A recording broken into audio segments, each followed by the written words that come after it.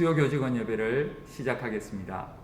김경환 집사님께서 기도해 주시겠습니다.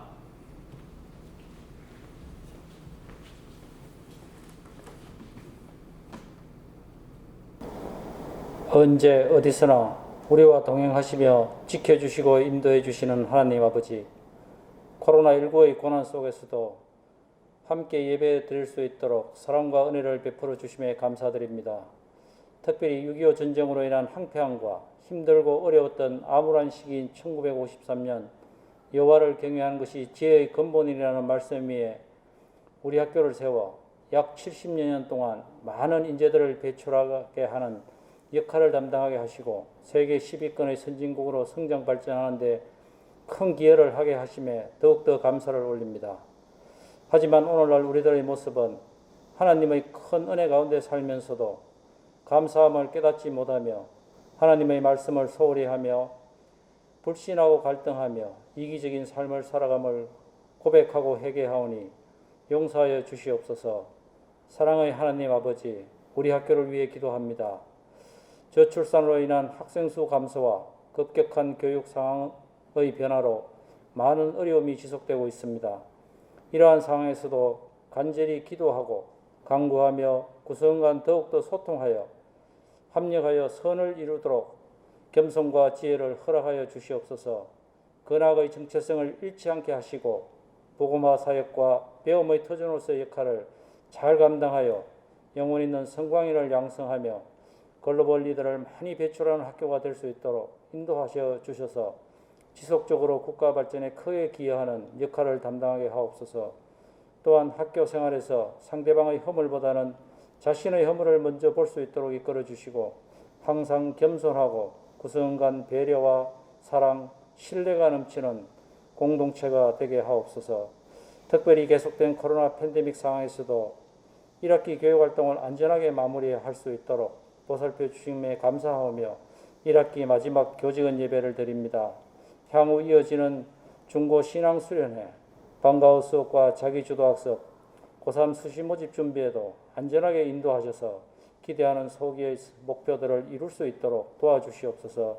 또한 2학기에도 학생들과 교직원들의 건강을 지켜주시옵고 다양한 교육활동으로 뿌린 씨앗들을 기쁨으로 거둘 수 있도록 은혜를 베풀어 주시옵소서. 항상 기도하며 범사에 감사하는 마음으로 이 사명을 감당하게 하시어 고난 속에서도 성강교육은 크게 도약할 수 있는 지혜와 기회를 허락하여 주시옵소서. 이 모든 말씀 살아계신 예수님의 이름으로 기도드립니다. 아멘.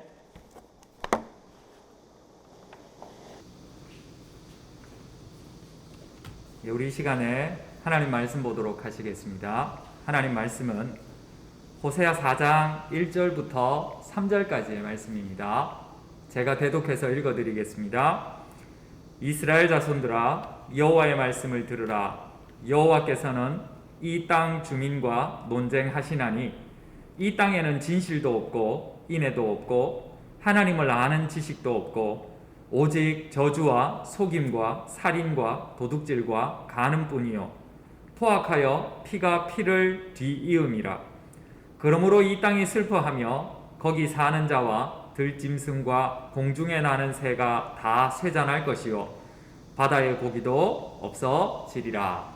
아멘. 1학기 마무리를 하는 교직원 예배입니다. 비록 온라인 녹화분으로 예배를 드리게 되지만 이 예배를 통해서 하나님께서 주시는 큰 은혜가 학기를 마무리하시는 우리 모든 선생님들께 시공을 초월하여 있기를 간절히 원합니다.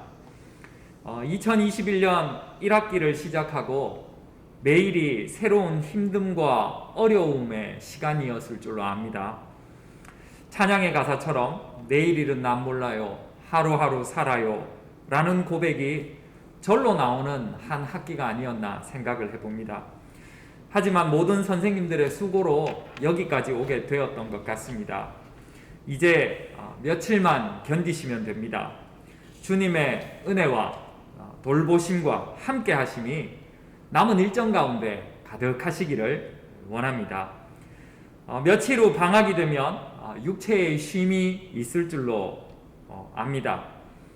뿐만 아니라 영혼의 쉼도 있는 시간이 되어야 할 줄로 믿습니다. 영혼의 쉼은 우리의 육체가 모든 사회활동을 잠시 멈추는 것처럼 영적 활동을 멈추는 것을 말하는 것이 아닙니다. 오히려 영적 활동을 더욱 활발하게 하여 영혼을 강건하게 하는 것이 영혼의 쉼입니다. 더욱 하나님의 말씀을 사모하며 하나님의 은혜를 갈급해하며 주시는 은혜를 바라보면서 하나님 앞에서 살아가는 그런 시간이 되었으면 좋겠습니다. 복된 방학 되시기를 간절히 소원합니다. 안타까운 뉴스가 있었습니다. 2018년 5월 말에 한 부모가 30대 아들을 소송한다는 뉴스였습니다. 사연을 보니 아들이 독립을 하지 않고 계속 부모 집에 얹혀 살고 있는데 집을 나가 독립하라는 것이 소송의 내용이었습니다. 아들은 직장에서 해고된 뒤 8년째 부모 집에 얹혀 살고 있었습니다. 이런 아들에게 부모는 2월부터 5차례에 걸쳐 독립해달라는 편지를 보냈습니다. 부모는 아들의 독립을 위해서 이사지원금 120만 원까지 지원해 줄 수 있다고 했습니다. 그래도 아들이 준비가 되지 않았다고 독립을 미루자 급기야 5월 초에 아들을 소송한 것입니다. 아들은 이에 대해서 반박합니다. 자신은 집에 부담을 주지 않았고 부모님은 자신에게 음식을 주지도 않았고 빨래도 해주지 않았다고 하며 부모가 지금까지 힘든 것이 하나도 없으니 얹혀 살아도 무방하다고 주장했습니다. 무엇보다 자신은 아직 독립할 준비가 되지 않았다고 주장을 했습니다. 판결이 어떻게 났을까요? 법원은 사전에 부모님의 충분한 고지가 이루어졌다고 보고 부모님의 손을 들어줬습니다. 재밌는 것은 아들의 태도입니다. 아들은 터무니없는 판결이라며 항소의 뜻을 밝혔다고 합니다. 부모 입장에서는 자녀가 빨리 독립해서 사회의 구성원으로 선한 영향력을 끼치는 사람이 되기를 바라는 그런 사랑하는 마음 때문에 소송을 하지 않았나 생각을 해봅니다. 하지만 자신의 뜻대로 아들이 되지 않았기에 그렇게 소송을 할 수밖에 없는 그런 안타까운 부모의 마음이 저는 전달받기도 했습니다. 오늘 4장 1절부터 보는 이 호세아의 내용은 마치 아버지가 아들을 소송한 것처럼 하나님께서 법정에서 이스라엘 백성을 고소하는 내용을 다루고 있습니다. 논쟁한다라는 말은 소송을 의미하는 명사로 여호와께서 당신의 백성들에게 소송을 제기했다라는 말로 해석할 수 있습니다. 이스라엘 백성은 하나님께서 특별하게 선택하신 백성입니다. 성경 곳곳에서는 이 백성을 하나님의 자녀라고까지도 표현합니다. 이런 이스라엘 백성, 하나님의 자녀를 하나님께서 직접 고소하십니다. 소송의 내용이 궁금하지 않습니까?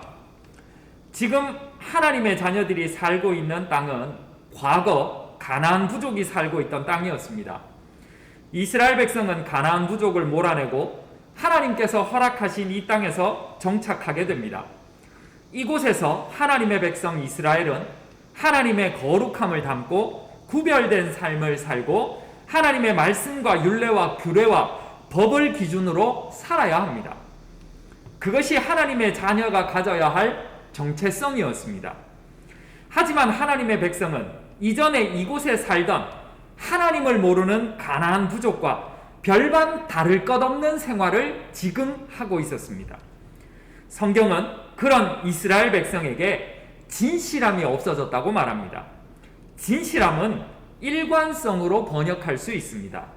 하나님을 향한 일관된 마음이 사라진 것입니다. 이스라엘과 하나님의 관계는 영원히 변하지 않는 관계였지만 그들은 일관되게 하나님을 믿지 않고 급기야는 다른 신을 믿고 있었기 때문입니다. 그리고 성경은 그들이 인애가 없어졌다고 말합니다. 하나님을 사랑하기보다 당장 삶의 유익을 줄 것 같은 바알과 아세라를 사랑하기로 마음먹은 그들은 하나님과 이전에 맺던 사랑을 깨뜨려 버렸습니다. 그리고 또 성경은 하나님을 아는 지식이 그들로부터 없어졌다고 말합니다. 하나님의 성품인 일관성이 사라지고 인애가 없어진 그들은 마치 아담과 하와가 범죄하여 에덴을 떠난 뒤에 오랜 세월이 흘러 더 이상 하나님을 알지 못하는 세대가 태어난 것처럼 더 이상 하나님을 알지 못하는 상태가 되어버렸다고 성경은 이야기합니다. 하나님은 하나님의 자녀답지 않은 이들은 저주와 속임과 살인과 도둑질과 간음, 포악하여 피비린내가 나는 상태가 되었다고 말하고 있습니다. 그런데 놀랍게도 많은 세월이 흘러 현재를 살고 있는 우리의 모습과도 이는 너무나도 유사한 점이 많습니다. 마음이 변하여 하나님을 향한 마음을 다른 곳에 주기 시작했고 그들을 사랑하기 시작했습니다. 하나님을 알기보다는 이제 더 이상 하나님이 없다 말하며 하나님을 믿는 자들을 조롱하는 세상에서 우리는 살고 있습니다. 저주와 속임과 살인과 도둑질과 간음과 포악하여 피비린내 가득한 세상에서 우리는 살고 있습니다. 왜 그럴까요? 그 당시와 같이 하나님의 형상대로 지음받은 사람들이 진실이 없고 인애가 없고 하나님을 아는 지식이 없기 때문입니다. 우리는 하나님이 아닌 나에게 유익을 주는 세상을 따라가기로 결정했고 그것을 더 사랑하고 있으며 하나님을 아는 지식이 아니라 세상을 아는 지식을 추구하고 있기 때문입니다. 그래서 과거의 이스라엘 백성들이 살고 있는 그 모습과 현재를 살고 있는 우리의 모습이 별반 차이가 없는 것입니다. 이런 이스라엘에 대한 하나님의 소송의 결과가 무엇인지 아십니까? 성경은 땅이 슬퍼하고 거기 거하는 자는 쇠잔할 것이며 바다의 고기가 없어질 것이라고 말씀하고 있습니다. 예, 그렇습니다. 이는 하나님께서 계시지 않는 곳의 모습을 그대로 보여주고 있는 것입니다. 자신의 욕심과 욕망대로 살기 시작하면 결국 자신을 망치고 이웃을 망치고 세상을 망치게 된다는 것을 이야기하고 있습니다. 자신과 이웃과 모든 환경과 세상의 모든 역사를 썩게 만들어버린다고 이야기하고 있습니다. 온전한 것이 없게 됩니다. 아무리 노력해도 수고와 고생밖에 남는 것이 없고 우리의 땀은 헛것이 되며 시간은 낭비되었고 체력만 소진한 상태가 되어버립니다. 이런 하나님의 판결을 우리는 내고할 수 있을까요? 돌이키게 할 수 있을까요? 하나님의 마음을, 하나님의 이 판결을 돌이켜 주십시오 라고 할 수가 있을까요? 하나님은 자신의 아들까지 십자가의 희생제물로 내어드릴 정도입니다. 이렇게 꽉 막혀있는 하나님이기에 절대 내고는 있을 수 없을 것 같습니다. 하나님은 죄에 대해서는 타협이 없는 단호한 분이십니다. 그러나 하나님께서는 자신의 아들까지 십자가의 희생제물로 내어주신 분이기 때문에 우리에게는 희망이 있습니다. 우리가 그 아들이 흘린 피를 의지하여 하나님 앞에 나가면 그분과는 타협이 전혀 불가능해 보였지만 인애와 자비하심으로 우리를 맞아주시고 우리를 향한 소송을 취하해 주실 것입니다. 우리는 하나님 말씀 안에서 하나님의 자녀로서 정체성을 가져야 할 존재들입니다. 구별된 삶을 살기 위해 노력하는 것이 하나님의 자녀이지 않습니까? 그렇다면 우리가 하나님의 자녀됨을 잃어버린 것은 결국 내 안에 하나님의 자녀됨이 아니라 세상을 바라보고 세상을 살아가고 하나님과의 그 관계가 나로 인해 단절되었기 때문임을 기억해야 합니다. 우리 안에는 세상과 자꾸 타협하려는 마음이 있습니다. 피곤해서, 바빠서, 능력이 없어서, 내가 부족해서, 나의 믿음이 약해서 등등 온갖 핑계를 대면서 우리는 하나님의 말씀과 타협합니다. 그리고 하나님의 결정과 타협합니다. 그것의 결과가 무엇입니까? 정체성을 잃어버리는 상태가 되는 것입니다. 그러면 우리는 결국 하나님이 우리에게 소송하시는 그 내용을 들을 수밖에 없습니다. 그리고 하나님의 심판을 당할 수밖에 없는 존재가 되어버립니다. 왜 그렇습니까? 하나님께서 우리를 사랑하시기 때문입니다. 잠언 4장 23절은 모든 지킬 만한 것 중에 더욱 내 마음을 지키라. 생명의 근원이 이에서 남이라고 말하고 있습니다. 그렇습니다. 방학을 앞두고 여전히 분주하지만 말씀 안에서 다시금 정체성과 본질을 찾는 은혜가 넘치는 우리 선생님들 되시기를 바랍니다. 타협하기 너무 좋은 세상을 살고 있습니다. 우리의 눈을 둘 곳이 많은 세상에서 우리는 살고 있습니다. 하나님 아닌 다른 것들을 사랑할 수 있는 마음이 흘러넘치는 세상에서 우리는 살고 있습니다. 그러나 그 결과는 비참합니다. 그 결과는 타협할 수 없는 하나님을 만나는 것입니다. 그러나 이미 하나님께서는 우리를 너무나도 사랑하셔서 그 하나님의 아들을 십자가에 달려 죽게 하신 그 놀라운 사랑을 우리에게 베풀어주고 계시기에 우리가 그것을 믿고 하나님께로 나아가기만 한다면 우리의 마음속에 다시금 세상과는 구별된 거룩함을 회복하고 하나님께 나아가기로 힘쓰는 마음들이 다시금 생겨나게 될 줄로 믿습니다. 우리로부터 말미암아지는 것이 아닙니다. 우리로부터 생겨나는 것이 아닙니다. 하나님께서 우리에게 약속하신 보혜사 성령 하나님으로부터 말미암게 될 줄로 믿습니다. 우리 사랑하는 모든 선생님, 이제 얼마 남지 않았습니다.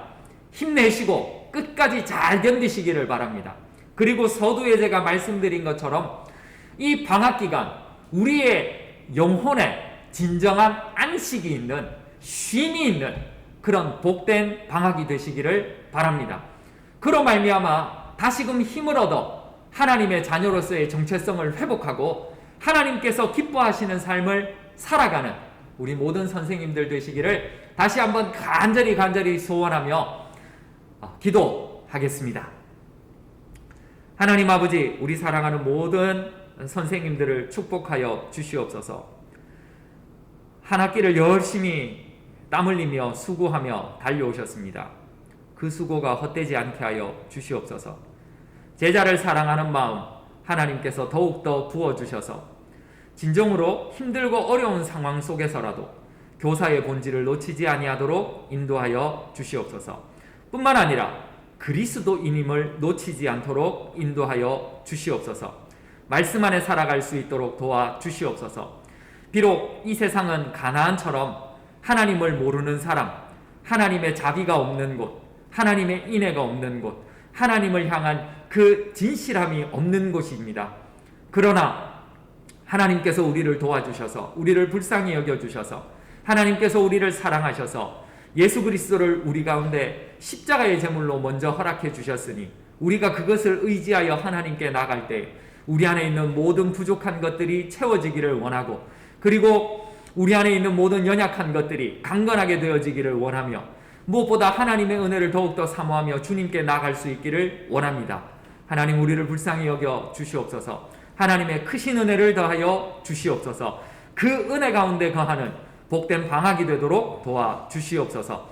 감사드리며 예수님의 이름으로 기도드리옵나이다. 아멘. 광고 드리겠습니다. 오는 금요일날 우리 중학교에서 학예 신앙수련회가 있습니다. 위에서 기도를 부탁드립니다. 그리고 30일날 고등학교에서 학예 신앙수련회가 있습니다. 위에서 마찬가지로 기도해 주십시오. 이제 곧 방학이 시작됩니다. 건강하게 안전하게 계시다가 또 개학 때 뵐 수 있었으면 좋겠습니다. 제가 축도하고 마치도록 하겠습니다. 이제는 우리 주 예수 그리스도의 은혜와 하나님 아버지의 크신 사랑하심과 성령 하나님의 놀라운 교통하심의 역사가 다시금 하나님의 자녀됨을 회복하고 또 하나님의 자녀됨의 그 정체성을 기억하며 이 방학 기간 동안 그 정체성 회복을 위해 노력하겠습니다. 하나님의 자녀됨을 회복하겠습니다. 그리고 우리의 영혼에 말씀으로부터 말미암는 참 안식을 간절히 사모하겠습니다. 고백하는 우리 사랑하는 모든 선생님들, 특별히 한 학기 동안 수고하신, 땀 흘리며 고생하신 우리 사랑하는 모든 선생님들, 그리고 우리 사랑하는 제자들, 그리고 이 학원과, 그리고 우리가 섬기고 있는 교회와 이 지역과 이 민족 가운데 영원토록 함께 하시기를 간절히 축원하옵나이다. 아멘. 예배를 마쳤습니다. 한 학기 고생하셨습니다. 2학기 때 뵙겠습니다. 사랑하고 축복합니다.